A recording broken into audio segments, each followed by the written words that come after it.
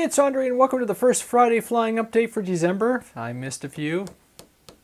Yeah, I guess it's been a bad spell for me. I haven't actually flown since Flight Fest, and I have to admit I'm a little irritated by it, but the weather and work conditions and so on just have not been conducive to the hobby. I know a couple of my buddies tried to fly in the weekend and said it was bitterly cold, like, you know, people freezing their hands up and everything. So I haven't flown any of the review planes that I have on the bench. The 163, the 900 millimeter FPV wing, which actually came out pretty good. Hey, you know what?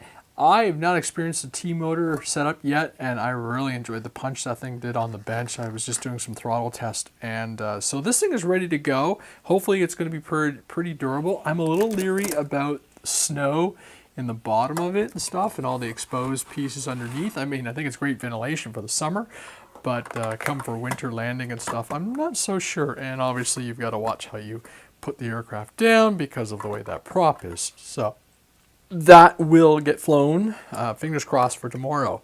As well, the Nano Talon is all set up with a pan and tilt. I do have to glue it in, and I did go with the pan and tilt versus the normal center mounted spot, so I will stick a piece of tape on there when it comes to winter.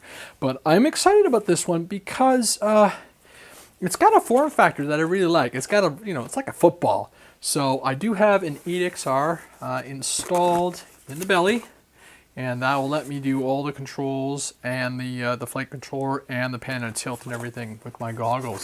So I'm looking forward to getting this thing in the air. Like I said, all I need to do is glue in the FPV pan and tilt. Just went with a real simple setup as far as setting the FPV transmitter in there. So again, a little bit more glue, a little wiring, and we're ready to go. So it is kind of neat. I mean, I looked through the manual, and it was basically, you know, your your three settings: off, and then you have an advanced mode, and then a basic stabilized mode. So it should go really well, and I like how the wings are clipped in and a few things, and I like how the back elevator are magnetically, you know, they're all magnetically set up, and then if you pop the top off again, this centerpiece comes out,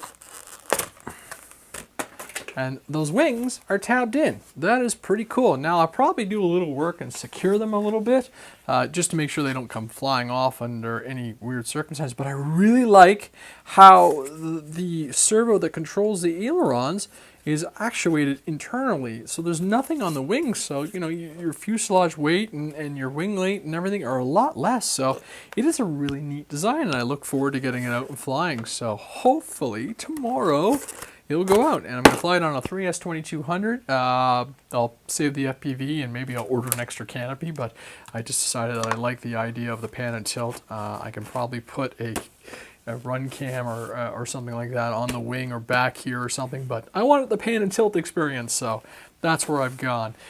Yes, on the bench, got some more PLA in, transparent. I'm thinking about seeing if I can fix the Spitfire, but it does have a lot of breakage and stuff like that. So they Flight Test did the big, they got to see from the 3D lab print guys the big Spitfire, and I understand it's got double walls, so it doesn't have some of the flimsiness that we're seeing with the single wall aircraft.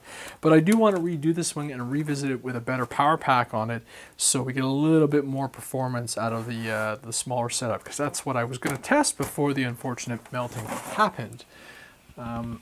As well, something new, something different from my friends at Quadbox.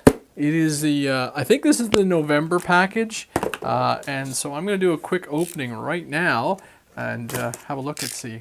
So, reveal, I guess. But yes, from Quadbox, a couple of their items, and we'll be talking about them as they develop and grow on the podcast.